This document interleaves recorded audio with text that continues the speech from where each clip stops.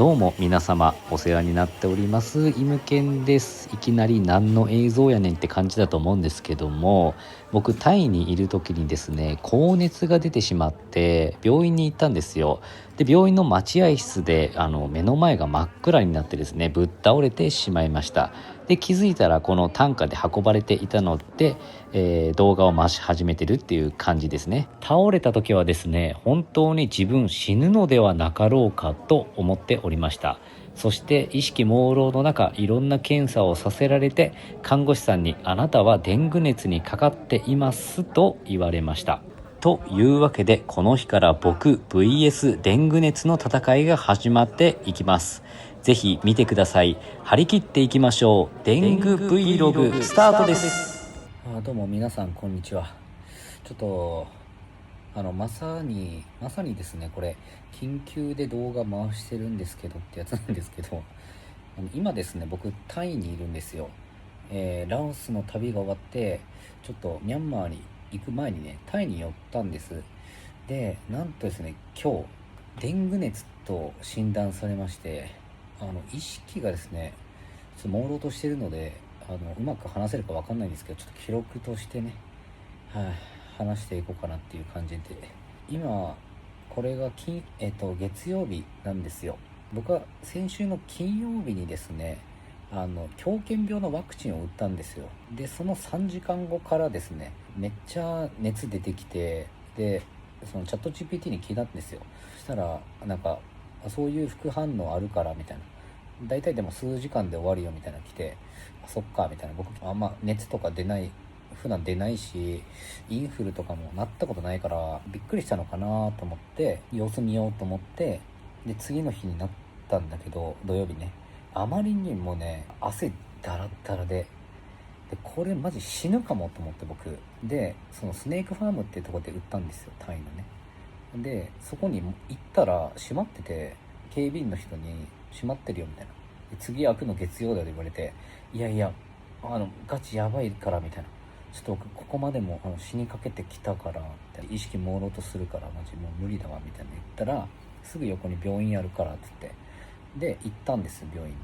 歩いてさ、マジそれももう吐きそうになりながらで見てもらったんだけど、インフルでもないコロナでもないって言われて、多分その時はねデング熱のね、検査っていうか反応出てないのよ。でとりあえず様子見てみたいな言われて、で日曜日はこのホテルで待機したんだけど、マジでベッドの上から一本動けてないし、飯一回も食ってないです。水分なくなって、マジ目の前のねセブンに行くのもねマジやばくて、で一日過ごして、今日の朝さすがにスネークファーム行こうと思って行ったら、そういう副反応はないから狂犬病はって言われて、で僕はもういやいや絶対あるやろみたいな、もう僕絶対これしかないわみたいな、だってそうじゃないですか、副反応やと思うやん。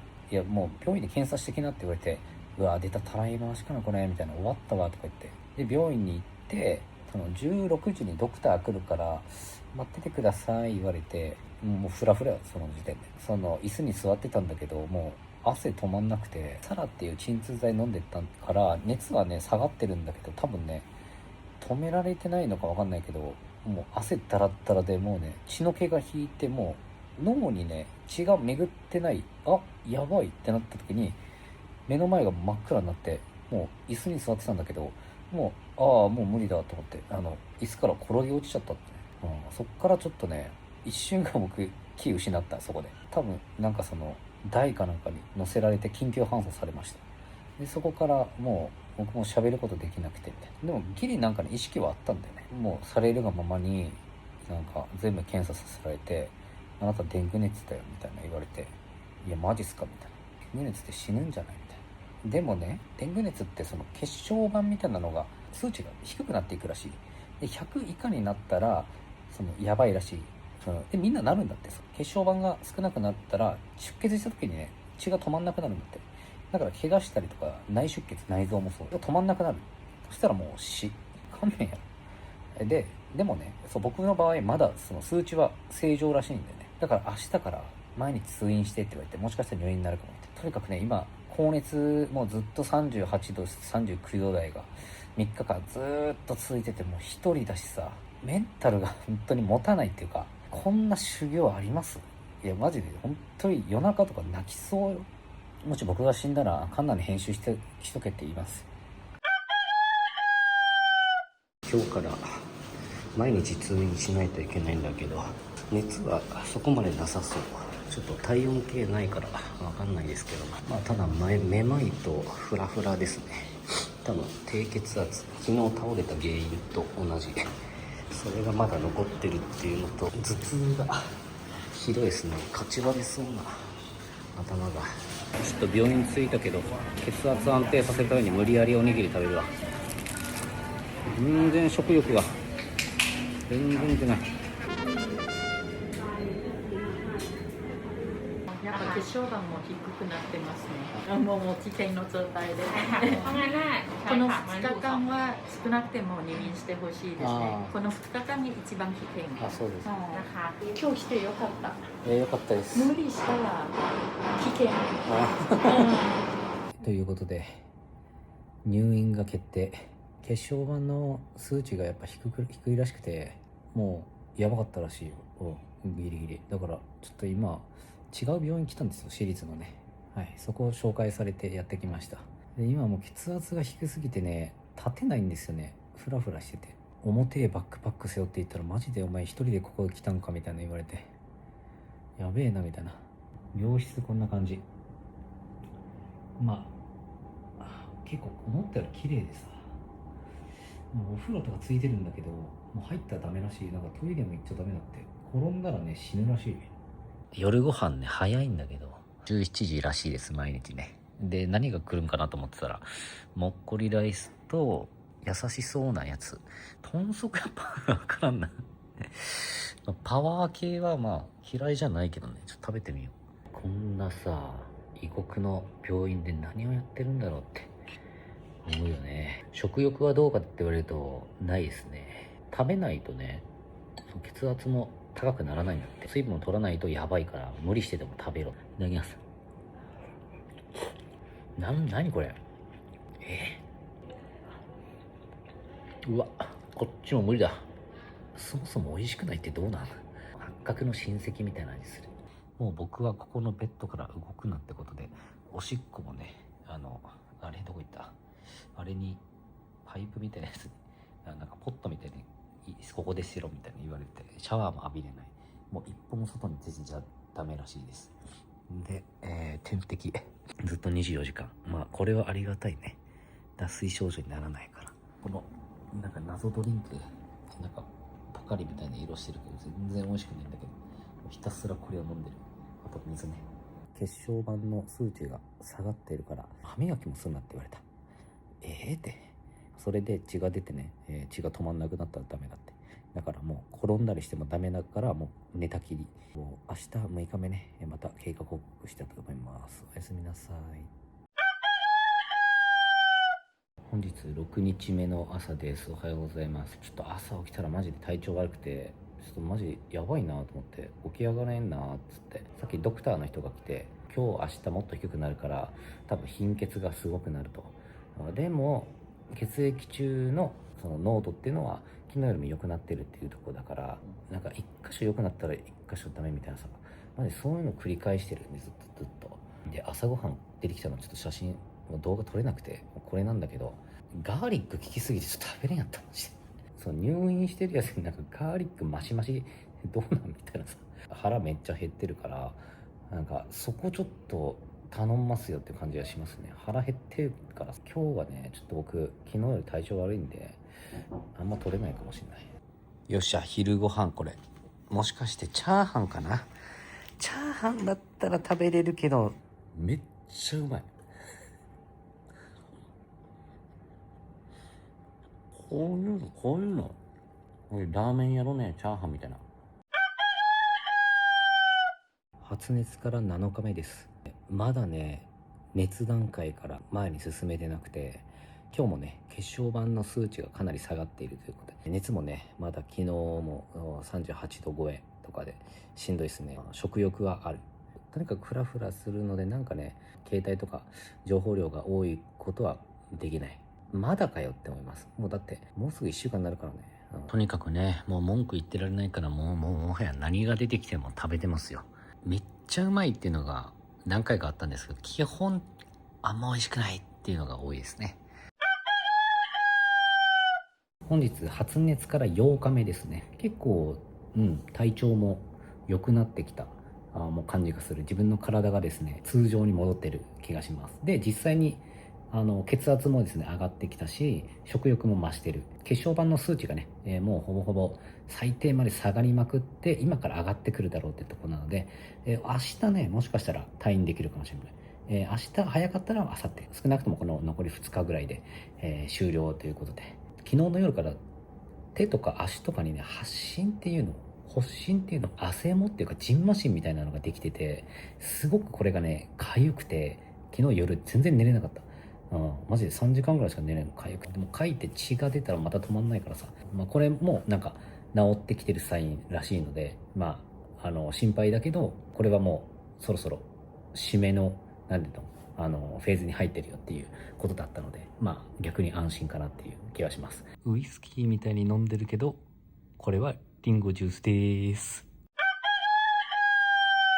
発熱から9日目ですね。本日朝から先生が来てですね、なんと退院できることになりました。イエーイ。長かったな。で、昨日ぐらいから薄々感じてたんですけど、体調ももう万全というかね、食欲もめっちゃありますし、ちょっと微熱続いてるぐらいで、もうその他はもう元気でね、もういいんじゃねって思ってたんでね、正直。もう早くこれ取りたいみたいなさ、思ってたら、やっぱり、大丈夫でした。ということで、一旦ちょっと退院します。さあ、退院しました。もう疲れたよ。で、今もう生産終わってですね、今外出てきたんです。久々のシャバ。最後ね、看護師さんたちも拍手してくれて、マジでありがたかったわ。じゃあね、病院。まだなんか普通に歩いててフラフラするんですよね。若干ね、ちょっとまだ本調子じゃない気はしますね。こっからじゃあ OK。 BTS。 OK。 いや、こっから徒歩か。いや、久々やな、シャバが。久々外の空気吸ったわ、マジで。はい、ということで、デング熱 Vlog 見てくださりありがとうございました。あの後退院してからですね、バンコクの方に4日間、ホテル取って滞在してたんですけど、で、その後ね、ミャンマーどうしようかなって、もともと予約してた便はもうキャンセルになって、で、そのままミャンマー行こうかなと思ってたんですけど、その4日間もかなりしんどくて、もう熱とかはね、なかったんですけど、もう外に出て、なんかフラフラするんですよ。ホテルの横のモールに行くだけで精一杯といった感じですね。これじゃあ何もできんってことで、一旦日本に帰ろうと思って日本に帰ってきました。そこからもうですね、2週間ぐらい経つのかな。はい。で、トータルですね、あれからプラス1週間ぐらいはほぼ動けないような、なんか体力のなさで、体力も赤ちゃんみたいな感じで、かなり大変でした。で、ここから先はですね、今からデング熱になったっていう人たちがもし見た時に、なんか少しでもためになればいいかなと思って、僕が体験したことを話していこうと思います。はい、最初行った時はね、デング熱で診断されなかったんだよ。動画これ撮ってないんですけども、ただのなんかその原因不明の高熱みたいな感じになってて、ただ明日も来てくださいっていうふうには言われてました、その時に。で、その次の日行って、僕はその待合室で待っててって言われて、ふらーってなって初めてブラックアウトみたいな感じで倒れました。で、そこでですね、聞いたのが高熱と低血圧で脱水症状。この3つでショック状態になってたみたいです。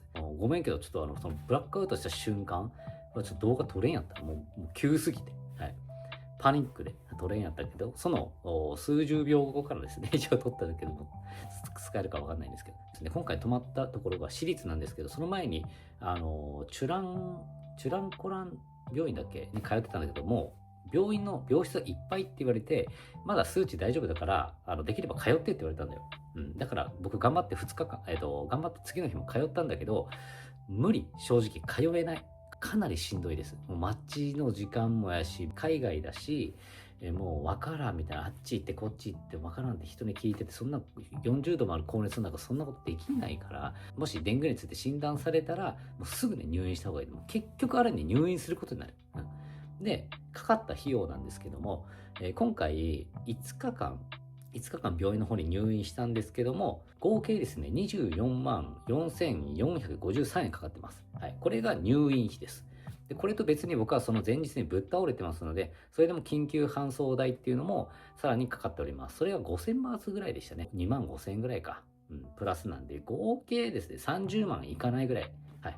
そのタクシー移動とか、なんかホテルとか。でもまあ正直、他にもミャンマーの飛行機代とか取ってたりして、日本に帰る飛行機もキャンセルしたんで、ちょっと損失は結構でかいですけど、通院とかでかかった病院代は、まあそのくらいってことですね。でも僕これ自腹やなって思ってたんで、僕、海外旅行保険入ってないので。で、調べたんだけど、僕が持ってる楽天カードにまずは海外旅行の保険がついてたんですよ。で、調べたんだけど、楽天カードはね、ちょっと内容が変更になってて、もう以前と違うんですよ。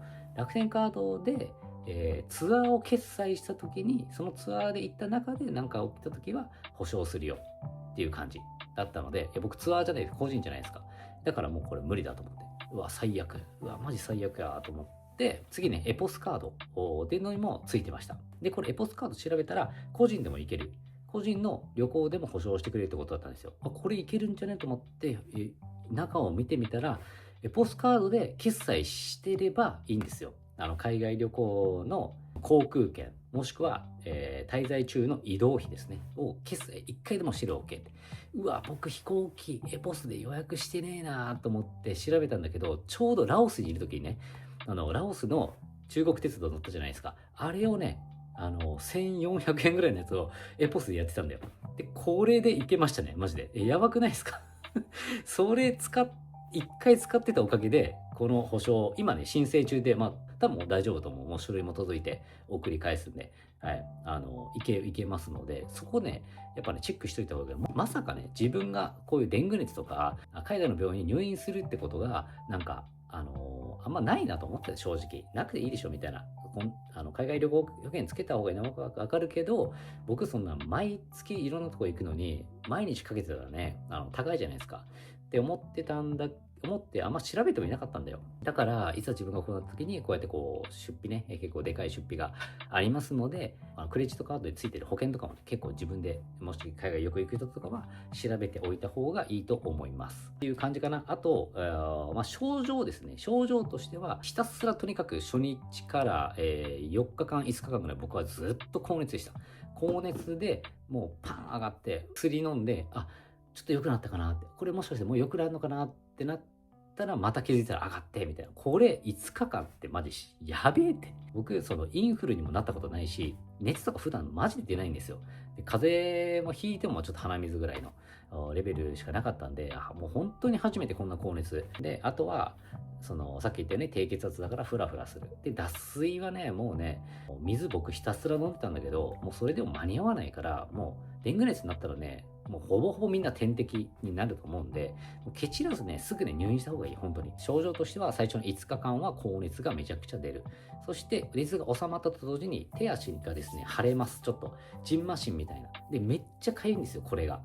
で、これが結構地味にしんどかった。で、これが2日間ぐらい。それが、出たら、症状がもう、最終、もう終わってる状態っていうことだったんで、逆になんかもう終わるんや、デング熱みたいな感じで安心しました。入院してる時にマジで、僕、インスタグラムも更新できなくて、デング熱になりましたって一本バーってしたら、めちゃくちゃ DM とか来てね、本当それがね、すごい心の支えになった。僕一人でもう本当に、タイに友達はいるけどさ、なんか、入院もしてるから、なんかわざわざ何々買ってきてとかってパシるのもなんかパシりにくいじゃないですか。はい。で、わかんなくても携帯もマジで見れんくて。その時 TJ さんからね、DM もらってね、タイのTG さんっていう、あの人も、デング熱になったって言ってて、TG さんの動画にね、デング熱の特注っていうか、デング熱体験談みたいな動画があったんですよ。で、それを僕何もわからん状態で見て、で、それで知ったんですよ。手足が腫れるとか、こういう症状だよっていうのを僕はそこで知りました。TG さんの動画で。それを見たおかげでですね、今後、自分が症状的にどうなるのかとか、何日間続くとか、っていうのを把握できたのですごい助かりました。で、血小板の数値がね、戻ったら、なんかすぐに退院していいよって感じだったんで、もうすぐ退院って感じで。僕、なんか便秘みたいになってその時、入院してから3日間ね、出なかったんですよ。体が。これ大丈夫っすかみたいな言ってて、これ今から出なかったら下剤みたいなの出すからみたいな言われて、怖っみたいな。で、これ出ないってことは溜まってるってことじゃないですか。で、それちょっと一気に出した時にケツ切れて、そこから出血とかなって、出血止まらんくなって死にたくねえよと思いながら。で、だから4日目に出たんだけど、めっちゃね、ゆっくり出したよね。マジでゆっくり出した。これゆっくり出した方がいいのかな、早く出した方がいいのかなみたいな。硬くなくてあれみたいな。あそこの病院もね、日本語できる人がいて、本当にいろいろね、気遣ってくれて、グラブでリンゴジュース注文とかもしてくれて、本当によくしてくれた。だから、最後ね、あの人に会えなかったので、感謝を伝えることができなかったから、悲しかったですけども、本当に良かったです。通訳の人がいてね。ずっとそれまで英語で伝えてたんで。で、まあ、英語でも伝えることはできるんだけど、なんかほら、もう、頭回らないですか。高熱やし、低血圧やし。まあ、とにかく、デング熱っていうのは治療法がなくて、ひたすらね、自分の回復を待つしかないらしいので、点滴とか水分補給しながらね、もしデング熱海外にいて熱がバンって言ったら、まずはデング熱を疑ってですね、血液検査をした方がいいと思う。で、もしデング熱って言われたら、もう早い段階から入院する。一人やったらね。まあ誰かいればいいんかもしれんけど、今回僕はね、おそらくね、ラオスで、蚊に刺されてます。で、しばらく潜伏期間があって、タイで発症っていう形になっているので、逆に良かったよね。ラオスじゃなくてタイにいる時に、タイはほら、ちゃんと病院しっかりしてるので、タイにいる時に発症して、まあ逆に良かったのかなっていうのはありますね。こんなに、久々に動けなくなるっていうのを感じましたね。今、帰ってきて2週間だからトータル3、4週間経ってるんだけど、それでもまだ、なんか体しんどいんだよ。体力が戻ってないっていう。だからもう予定も丸つぶれになったよ。インドに12月頭から行くって考えてたんだけども、それもずれて、ちょっともうどうしようかなって今とりあえず考えてる。まあとにかく皆さんも蚊には気をつけてくださいね。海外に行くときね。もう予防としては蚊よけスプレーをひたすらするしかないです。刺されないっていうのが一番なんでね。もしね、今これを見ている方でデング熱になってこの動画にたどり着いている方とかがもしいたら大丈夫。っていうことをまずは伝えたい。すごくね、入院してる時とかは心配で本当に何もやる気出ないと思う。けど頑張ってご飯食べて、無理やり僕は詰め込みました。5日とか高熱が続いたらもうメンタルがね、持たなくなってくるからさ、僕もしっかり回復できたんで、絶対あなたもできます。だから頑張ってください。はい。ということで、今回はデング熱 Vlog をお送りさせていただきました。はい。皆さんも気をつけてみてください。ではまた次回もよろしくお願いします。ありがとうございました。デング Vlog。